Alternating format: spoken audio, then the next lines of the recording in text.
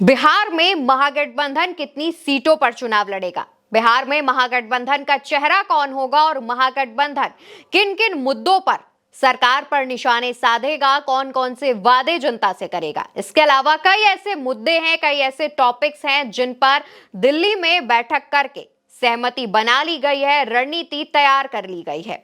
अब ये जो बैठक है वो किसके बीच हुई है वो आपको बता दें। तस्वीरें देख लीजिए, तस्वीरों में तेजस्वी यादव आपको नजर आएंगे।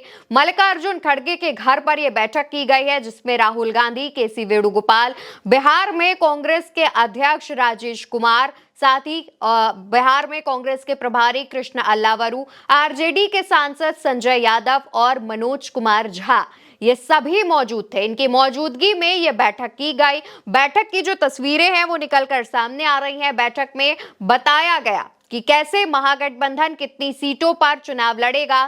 सीटों के बंटवारे को लेकर के भी बड़ी बातें हो चुकी हैं, सहमति बन चुकी है और कहा यह भी जा रहा है कि इस बार महागठबंधन मजबूती के साथ बिहार में चुनाव लड़ेगा जिससे जेडीयू और भाजपा से सत्ता छीनी जा सके। दोस्तों, तेजस्वी यादव खड़गे के आवास पर जब बैठक करने पहुंचे तो खबर यह भी सामने आई कि लालू यादव ने पहले से ही तेजस्वी को यह बता दिया था कि किन किन मुद्दों पर बात की जानी है, किन किन मुद्दों पर राय लेनी है और क्या क्या बातें जो हैं वो पहले से ही चर्चा कर लेनी है, जिससे जो स्थिति जेडीयू और भाजपा में देखने को मिलती है, टकराव देखने को मिलता है, वैसा महागठबंधन के अंदर ना हो पाए।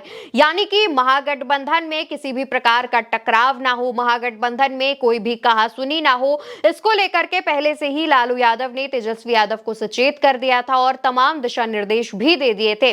अब जब तेजस्वी यादव इस बैठक को करने पहुंचे, उस दौरान मल्लिकार्जुन खड़गे का जो पोस्ट आता है उससे आपको लगभग स्थिति साफ हो जाएगी कि क्या क्या जो चर्चाएं हैं वो की गई।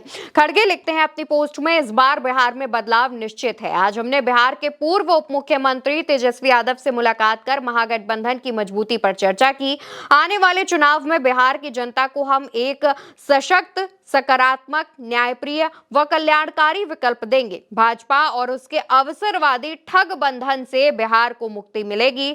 युवा, किसान, मजदूर, महिलाएं, समाज के पिछड़े, अति पिछड़े व अन्य सभी वर्ग के लोग महागठबंधन की सरकार चाहते हैं। दोस्तों, यहाँ पर अगर आप मल्लिकार्जुन खड़गे के पोस्ट को ध्यान से देखेंगे तो उनका साफ साफ ये कहना है कि महागठबंधन की मजबूती पर चर्चा की गई है और साथ ही उन्होंने जिस बात का जिक्र किया, युवा, किसान, मजदूर, महिलाएं, समाज के पिछड़े और अति पिछड़े, कहा जा रहा है कि इन्हीं सभी को लेकर के अब महागठबंधन में एक रणनीति बनाई जाएगी कि कैसे वोटर्स को महागठबंधन की तरफ ज्यादा से ज्यादा लाने की कोशिश की जा सके।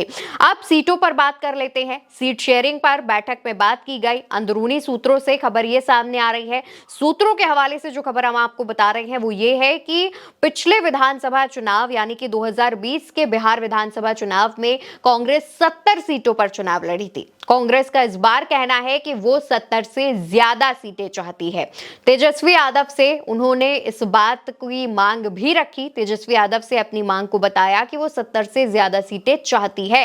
अब बड़ा सवाल यह है कि क्या आरजेडी की तरफ से 70 सीटें दे दी गई हैं? इस पर कहा यह जा रहा है कि तेजस्वी यादव ने इस बात पर कहा है कि वो लालू यादव से इस बात पर चर्चा करेंगे और उसके बाद ही सीट शेयरिंग पर कोई बात मुहर लगा सकते हैं। यानी कि कांग्रेस को 70 सीटें दी जानी चाहिए या नहीं, इस बात की चर्चा वो लालू यादव से करेंगे। लालू यादव इसके बाद जो फैसला लेंगे उस फैसले से कांग्रेस को अवगत कराया जाएगा, कांग्रेस को बताया जाएगा।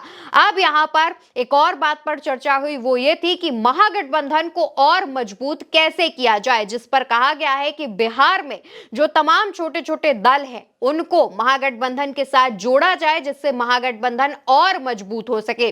दूसरी तरफ सीएम फेस को लेकर के जो तमाम बिहार में चर्चाएं चल रही थी, जिस पर लगातार भाजपा भी तंज कस रही थी, उसको लेकर के भी एक डिसीजन जो है वो ले लिया गया है। आपको भी पता है सचिन पायलट ने कुछ दिनों पहले बिहार में ये एक बयान दिया था जिसमें उन्होंने कहा था कि ये तय किया जाएगा कि सीएम फेस कौन होगा, मुख्यमंत्री बिहार का कौन बनेगा। उस बयान को लेकर के जब तेजस्वी यादव यादव मीटिंग से बाहर आए, उनसे ये जो सवाल है वो पूछा गया, तो तेजस्वी यादव ने ये चीज बताई कि आप लोगों को अभी इतनी जल्दी क्यों है। महागठबंधन का चेहरा वो ही होगा जिस पर सभी दलों की सहमति होगी। यानी कि तेजस्वी यादव ने खुद को भी सीएम फेस का चेहरा नहीं बताया है।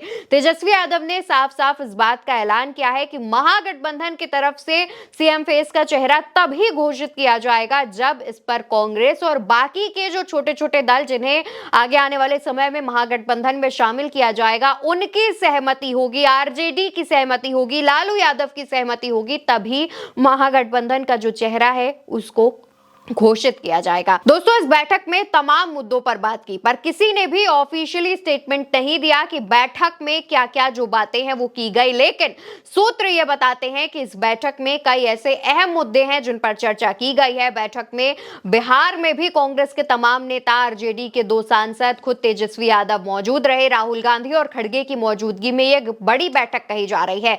ये भी बता दें कि इस बैठक के बाद खड़गे 19 और 20 अप्रैल को बिहार भी आने वाले हैं, जहां पर वो एक रैली करेंगे और 2 दिन के दौरे पर खड़गे 2 रैलियों को संबोधित करेंगे, महागठबंधन को मजबूत करेंगे। दोस्तों, आज से ही देखा जाए तो महागठबंधन में बैठकों का दौर शुरू हो चुका है। महागठबंधन मजबूती से बिहार के विधानसभा चुनाव को लेकर के तैयार हो चुका है। देखना होगा कि आने वाले समय में और कौन कौन सी जो रणनीतियां हैं वो महागठबंधन की तरफ से बनाई जा सकती हैं। लेकिन एक बात साफ है कि महागठबंधन में हुई इस बैठक से जेडीयू और बीजेपी के अंदर खानों में टेंशन का माहौल देखने को मिल रहा है, क्योंकि सीट शेयरिंग और सीएम फेस का जो जवाब है वो बीजेपी और जेडीयू इस जवाब का इंतजार कर रही है। आपको क्या लगता है इस पूरी खबर पर, वो कमेंट सेक्शन में बताइएगा।